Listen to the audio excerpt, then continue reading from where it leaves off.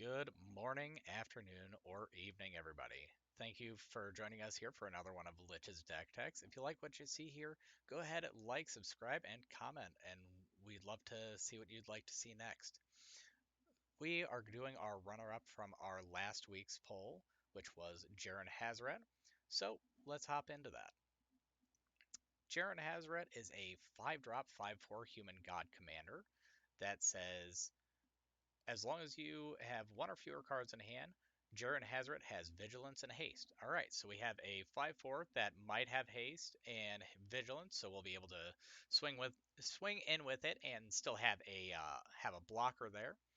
And we will have the capability when they attack to look at the top 6 cards of our library, exile a legendary creature card from among them, put the rest on the bottom of our library in a random order. Until end of turn, we can cast the exiled card without paying its mana cost. So we're going to be building Boros Legendary Creatures Matter. And with that being said, we could be running a lot of the same beats that a Winota does. This is a Legendary Matters Winota. But before we get into our fun stuff, let's go over some of the basics. Speaking of which, we're going to be going into our land base first. So, we have 35 lands. We are running some of our typical items such as Evolving Wilds, Mirrored Landscape, Terramorphic Expanse, etc. Um, but as compared to our last deck, we are playing a combat-centric deck, but we want to actually connect this time. We don't really have a burn package in here either. So, with that being said, we've got things like Slayer Stronghold and Sunhome, so we can give our creatures Vigilance, Haste, and Double Strike.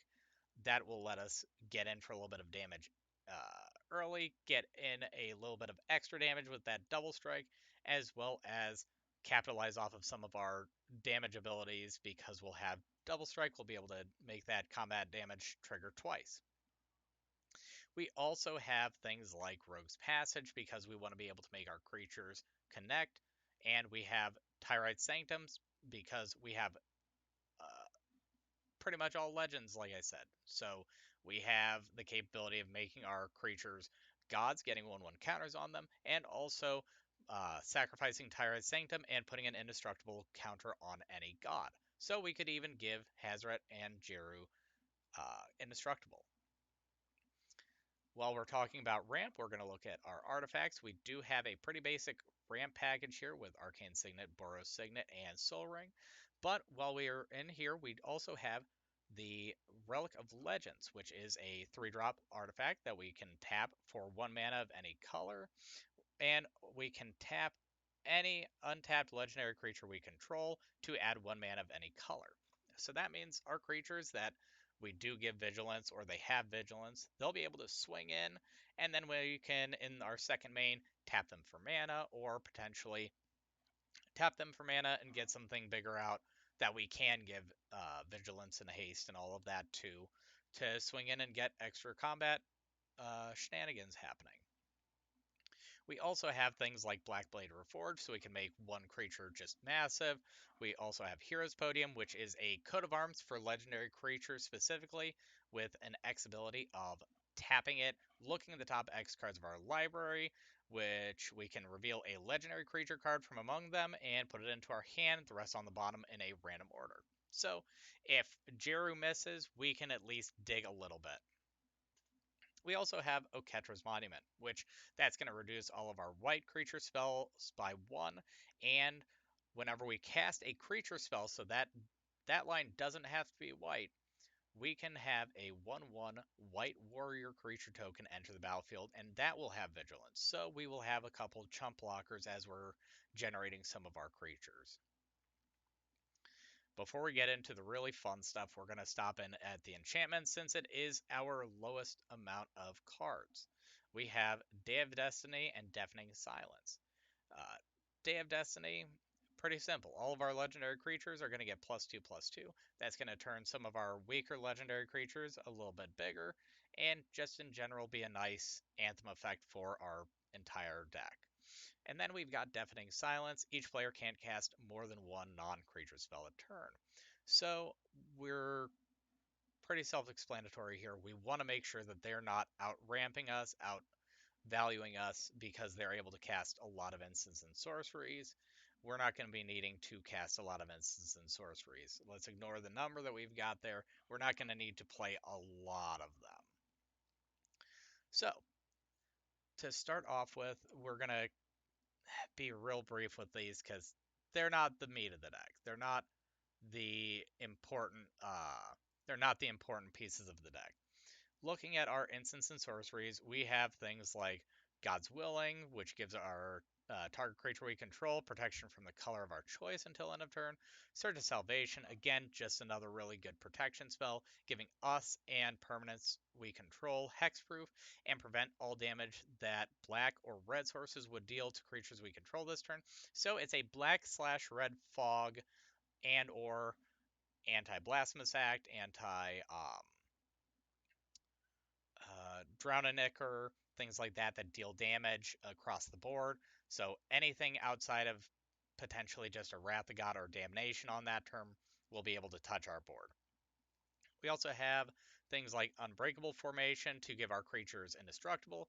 If we cast it during our main phase, which we could, it is a possibility that we do this before we go into combat. We can give all of our creatures +1/+1 counters and each of them vigilance until end of turn. And finally, for our protection package, we do have Your Temple is Under Attack, which we can either for 3 mana give creatures we control indestructible until end of turn, or we can strike a deal if we have, no cards in hand and we kind of want to, appease one player, get ourselves a little bit of card draw. We can draw 2 cards and have an opponent draw 2 cards. Not a terrible trade-off, but it's kind of a worst case scenario on that. Again, and going into it, I'll say we've got some draw power in the forms of Thrill of Possibility, which is right here. So as an additional cost to cast a spell, we discard a card, we draw 2. We have Unexpected Windfall, which is discard a card, we draw 2 cards, create 2 treasures, so we get a little bit of ramp out of that. And Thrilling Discovery, which is... Oh, why can I not find it? There it is. Thrilling Discovery. So, gain 2 life, we can discard up to 2 cards, and if we do discard both cards, we can draw 3. So, again, we got a bunch of lands in our hand, pitch those, draw 3.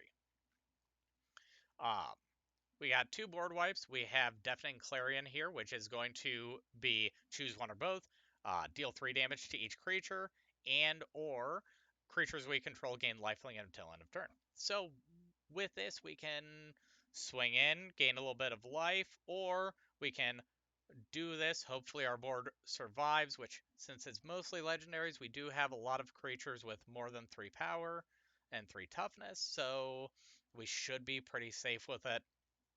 Deal 3 to everything, give our board lifelink, swing in for a lot, net a lot of health if we don't kill the entire board. We also have Urza's Ruinous Blast, which, since we're playing all of our permanents as legendaries, we're pretty safe in playing this card. We get to pay 5, exile all non-land permanents that aren't legendary.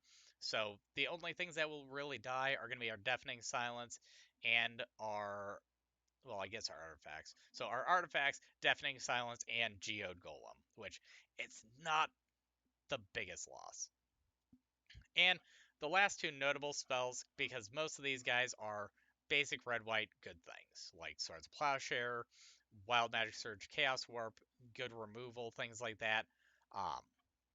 But our last 2 main cards, which I want to make a highlight of here, are Fury of the Horde and Response Resurgence. So Response Resurgence, we can pay the 2 Boros side, which is response deals 5 damage to target attacking or blocking creature. So we can do that in a really sticky situation where creature is swinging at us for 5 or so. We don't want to take that, or we're going to be fighting something with first strike and we've got to, block some of the damage or something. We can deal that 5 damage, keep them off of us. But the main side we're going to care about is the Resurgence side. which gives our board first strike and vigilance at sorcery speed. Um, but after this main phase, we get an additional combat phase followed by an additional main phase. So we could, in theory, play this card, tapping a couple creatures to do so, and still swing in and have a second combat step. With that, I think you can tell what the other card does here. So Fury of the Horde. We can exile 2 red cards from our hand instead of paying for Fury of the Horde's mana cost. So that's a good sync for Djeru and Hazoret there. We can pitch 2 red cards and take ourselves to either 1 or 0 cards in hand, give them give them vigilance and haste, and swing in with them. Um, with that, we actually also get the capability of untapping all creatures that attack this turn and gaining additional combat steps. So we could swing with them twice. That's pretty much it for our instants and sorceries. We don't need that much flair when it comes to it. So onto our creatures, which is going to be our main bread and butter for this deck. We're going to start from the bottom up because that's kind of our least interesting things into our most interesting things. So, Ray of Dawnbringer. It's a 9-drop or yeah, 9-drop that we really want to have cheated in. That says 4/6 at the beginning of your upkeep, you may return target creature card from your graveyard to the battlefield. So if we cheat her out and we've got things in the yard, if she doesn't get killed by the next turn, we start recurring. That's a really big benefit when there's so many board wipes in Commander meta right now. I think that that's going to be huge, especially when our deck is limited to $50. This gives us a really good constant recursion capability. Zatalpa, Primal Dawn, big beat stick. No more words. It has 5 different keywords on it. It just works. Firesong Sunspeaker. This is a good red-white legend that we can cheat in for free, but it might be one of the first couple of cards that we cut out because red instant and sorcery spells we control have lifelink. Whenever a white instant or sorcery spell causes us to gain life, Firesong Sunspeaker deals 3 damage to target creature or player. So we're not playing a lot of damage spells, as I said earlier. So with that, we don't necessarily need to keep them, but at this price point, we do want to have some just good cards, right? So Firesong Sunspeaker, we're not getting a lot off of their instant sorcery side, but we're still getting a 4/6 legendary creature that we could cast for free. Tali Primal Storm, we get a free dinosaur 6/6 that we get to steal stuff off of each player's library. That is a great attack trigger. That's a great thing for us to be able to manipulate with getting multiple combats, as well as giving him haste as soon as he comes in. Um, Also, he'll most likely eat a removal spell, so one of our more important pieces might get missed by one later on. Duke Older Ravenguard. This guy is going to do a lot of work because we are going to be having a few things that negate the legend effect, um, as well as we do have a couple things that on attack or on enter we have an ability happen. So we're still going to get those enter effects even if they die, but he is going to give another target creature we control haste and myriad. So we can swing with Zatalpa, get 2 extra Zatalpas. If we have any death triggers or anything like that, we're going to have some death triggers go on the stack, as well as if we have one of our pieces that lets us have multiple legendary creatures out of the same name, we get a lot of damage in. Athari Sun's Glory, another really good 5-drop here. We get a 5-drop 3/3 flying lifelink haste. When she attacks, she's going to make us creatures equal to the number of experience counters on her, and she gets an experience counter every time that she swings.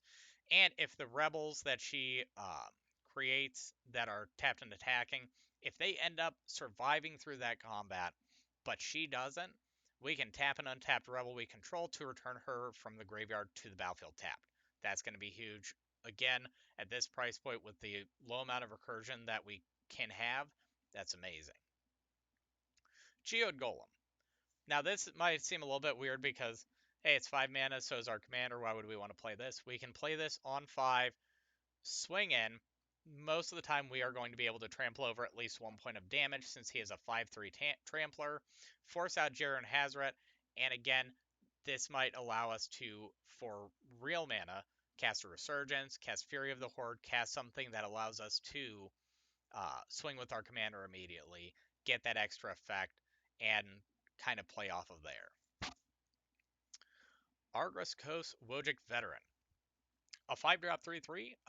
He's fine, but the main point that we care about is his actual text, which says when he attacks, our attacking red creatures get +2/+0, and attacking white creatures get +0/+2. So either way, we are getting a +2 buff in some way, shape, or form. If we're swinging with any of our dual-colored creatures, they're getting +2/+2 on both ends, so that's really big, especially if we have Day of Destiny out. Adriana, Captain of the Guard. This is another one of those cards that gets really, really wild later on down the line. Melee, so whenever this creature attacks, it gets +1/+1 until end of turn for each opponent you attacked this combat. Other creatures you control have melee. So each one of our creatures gets +1/+1 for each different player that we attack. So if we swing at 3 different players, all of our creatures get +3/+3. That is amazing. If we get Adriana out as an Duke Older Myriad, we have creatures with double melee. We get so much power off of that. Zada, Hedron Grinder. Zada does Zada things. Most people will know what he does. Zada makes us, whenever we cast a spell that only targets them, target everybody on the board that we could. So if we want to go the Spellslinger route and cut out some of the pieces in here to add more things that we can target one thing, target the entire board with, she's going to be great. But we don't need her. So she's a really decent card to cut out early, just like Firesong Sunspeaker. I did forget about another one of our non-legendary creatures, Wild Magic Sorcerer. Wild Magic Sorcerer says the first spell you cast from exile each turn has Cascade. So, paired with our commander, whatever card that we cast for free is going to have Cascade. So we're going to go until we hit the mana cost of lesser value. So if Djeru Hazoret swings, we get, say, Argus Coast, and we cast him for without paying his mana cost, we can hit almost anything in this deck to cast for free off of the Wild Magic Sorcerer if it stays out. I think that that's a great addition to the deck, and I believe if we Myriad him, we also get triple Cascade. Don't call me on that fully, but I'm pretty sure because it will say the first spell you cast from exile each turn has Cascade, and that's going to be 3 instances of that effect, so 3 Cascades. Again, don't fully quote me on that, but I'm pretty sure if I know my stuff. Tajic, Blade of the Legion, our next card. He is a 2/2 or 4, and he is indestructible. That's going to be great with going into our next 2 cards. But Battalion, whenever he and at least 2 other creatures attack, he gets +5/+5 until end of turn. So, with the amount of cards that we have that should be generating extra dudes, we should be able to hit that Battalion, so we'll have a 4-drop 7/7 most of the time. And speaking of Battalion, we have Fake Battalion on Odric Master Tactician. 4-drop, 3/4 first strike human soldier. Whenever he and at least 3 other creatures attack, so he's a little bit more than Battalion, we can choose what creatures block this combat and how they block. So we can swing in and make no creatures block. We can come in for lethal on somebody, or we can go for lethal on everybody in the right circumstance. It's pretty good. Otter Clunarch Marshal. This guy is really good paired with a couple of our alphabet soup looking creatures here. So at the end of each combat, Creatures we control gain First Strike, Death Touch, Flying, Indestructible, Double Strike, Hexproof, Haste, Lifelink, Menace, Reach, Skulk, Trample, and Vigilance if any of our other creatures have those keywords.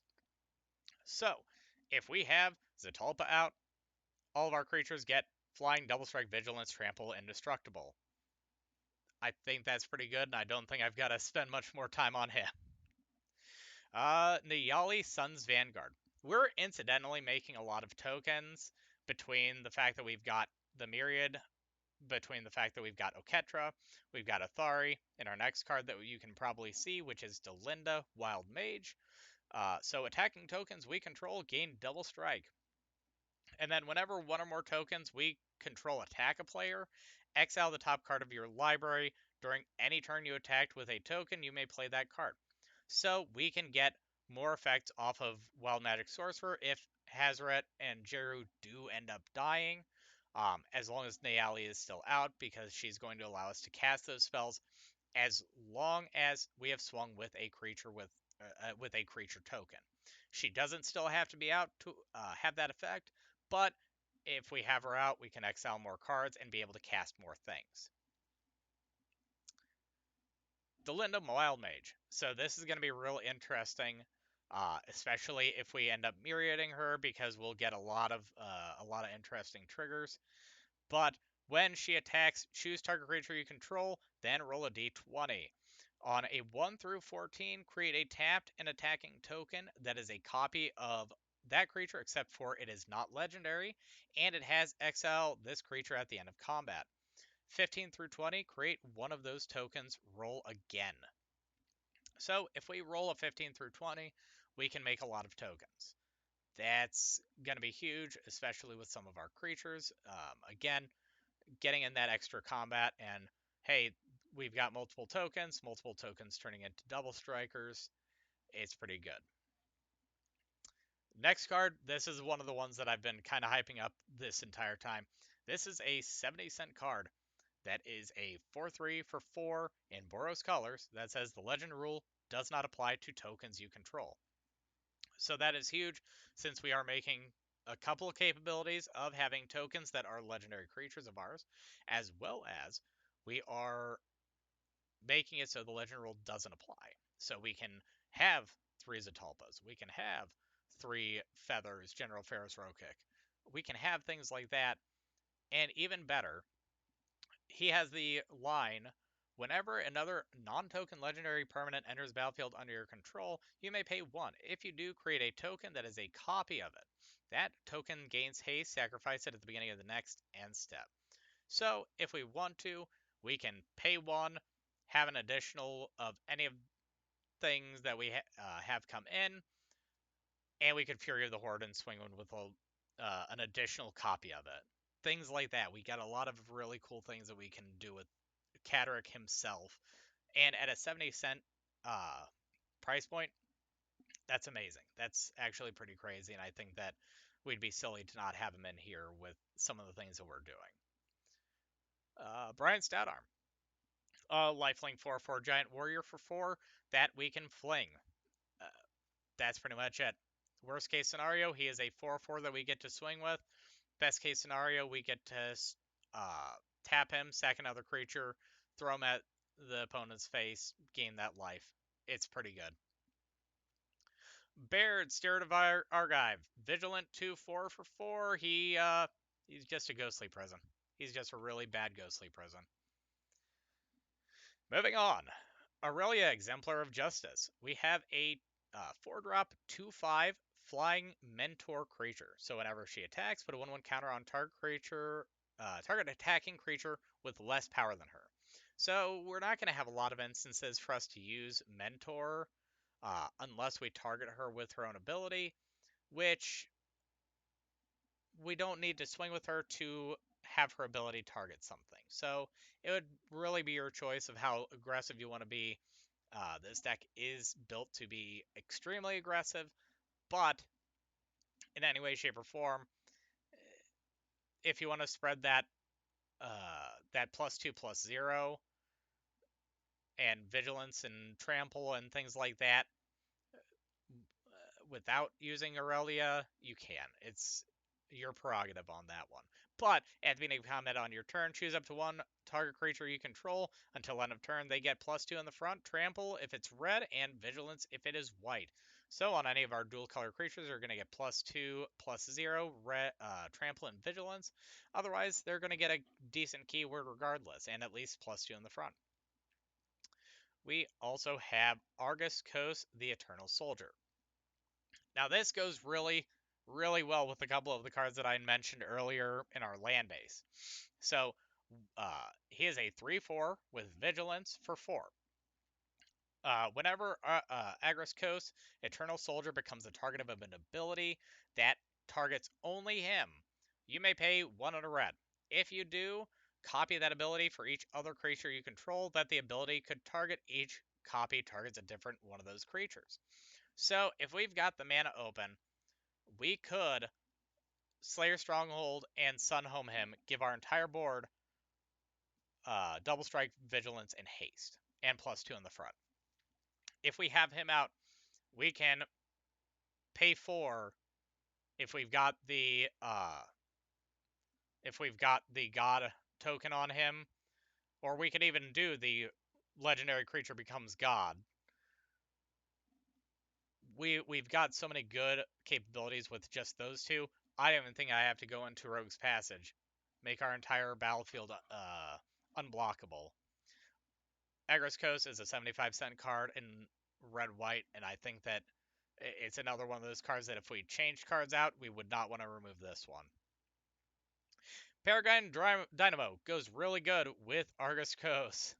He is a hasty 1/5 for 3 that says 1 and tap him. Copy target activated or triggered ability you control from another legendary source that is not a commander. You may choose new targets for the copy. So we could copy Argus, we could copy Hero's Bodium, we could copy Aurelia, we could copy sorry, I lost my train of thought.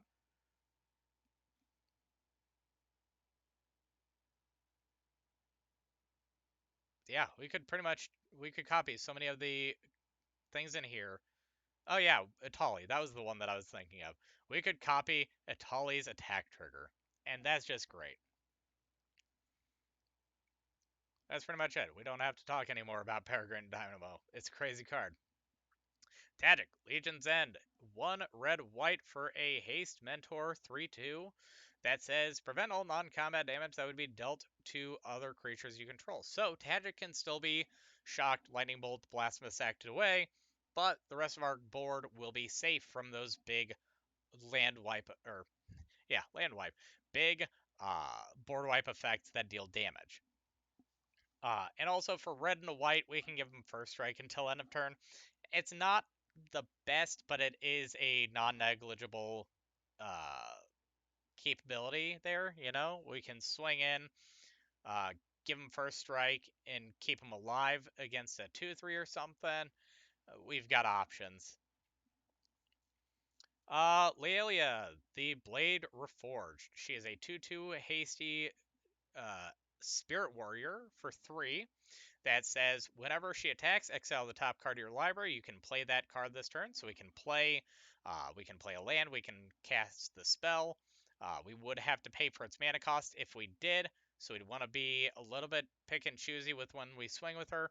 But whenever one or more cards are put into exile from your library and or your graveyard, we get to put a 1/1 counter on Layla. So she can get kind of big, kind of fast. General Ferris Rokic.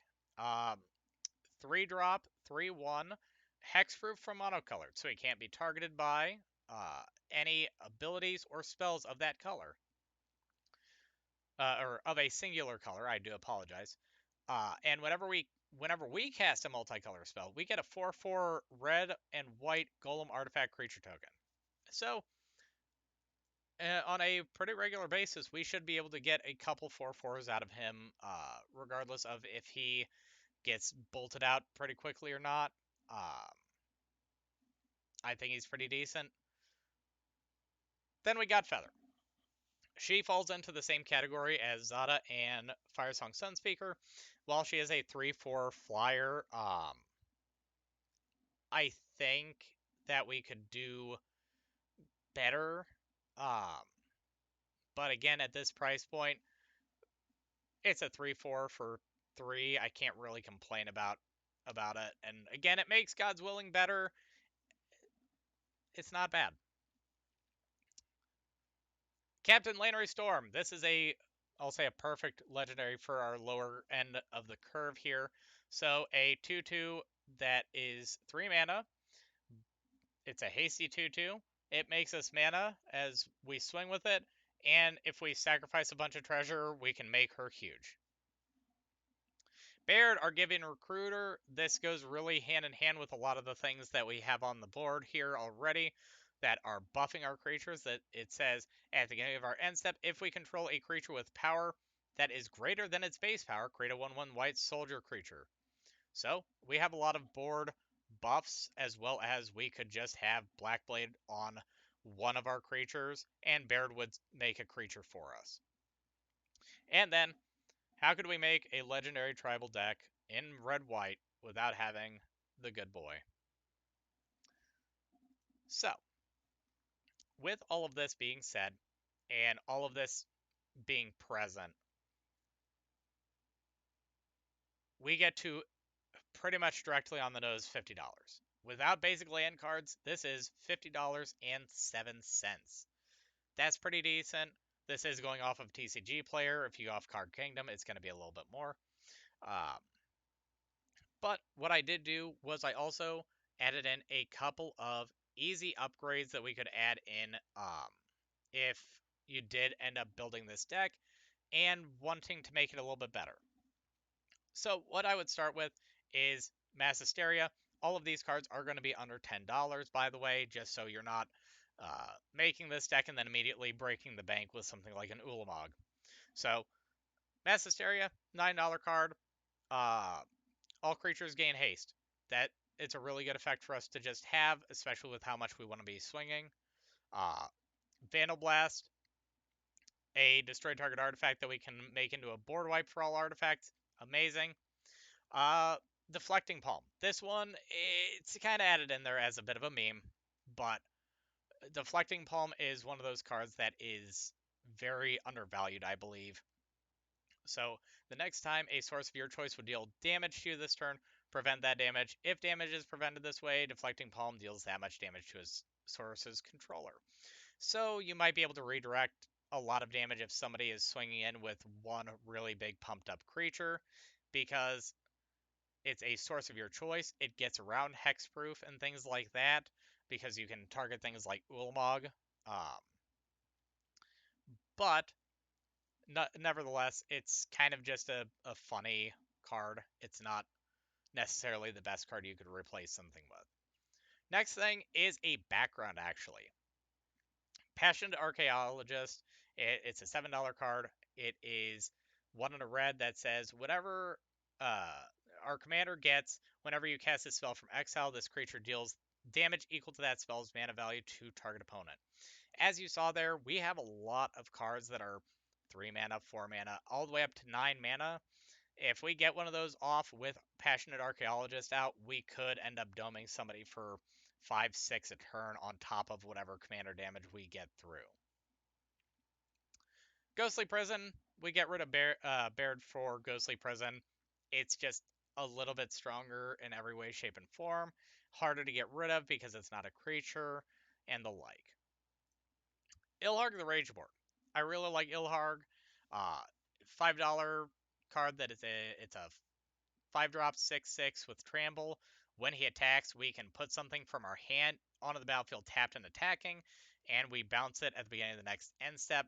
When Ilharg dies, we put it 3 from the top. So that means not only does he self-recur, but we have a 6/6 Trampler that is going to always generate value when it attacks. Perfect. Karlak, Fury of Avernus. Again, pretty good card. 650 there for a 5-drop 5/4 that says whenever you attack, if it's your first combat, untap all attacking creatures. They gain first strike until end of turn. We get an additional combat phase. Aurelia the World Leader. The prices are a little bit weird on this one because I was seeing this as low as $6, but on here it won't. None of the printings go lower than $12, which I'm not really sure on why that is. But Aurelia the War Leader is a 6-drop, 3/4 Vigilance, Flying, and Haste. When she attacks for the first time each turn, untap all creatures you control. After this phase, there's an additional combat phase. So Aurelia mixed with Duke or mixed with Delinda, getting those extra combat steps is going to be absolutely crazy, as well as, again, it's a flyer. It doesn't have to connect with the attack, it just has to attack. Morog, just another extra combat step. We're going to be playing lands regardless, um, but he's going to make our creatures a bit bigger for each time that we attack. So we can get a couple extra combat steps in with playing lands, and then swing in for incrementally bigger damage. Oh, I didn't go over the price for Morog. Morog is about $9. He is $8.85. Dragoseth, he just barely didn't meet the cut when it came to price-wise versus extreme value.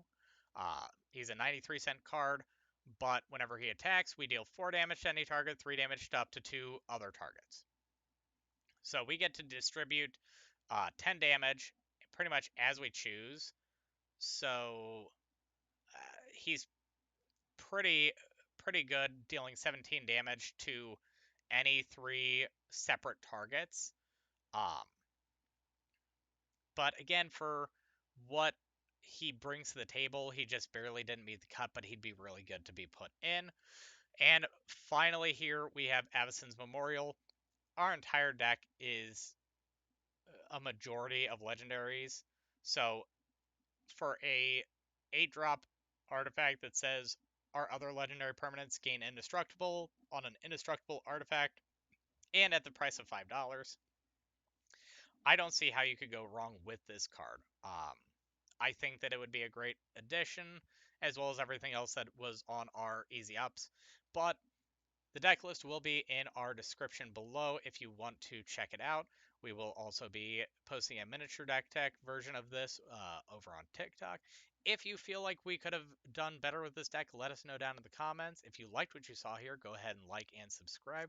We'll be posting more. We'll be putting more videos over on TikTok for our polls to make more of these decks, as well as we'll be streaming every Saturday and Monday.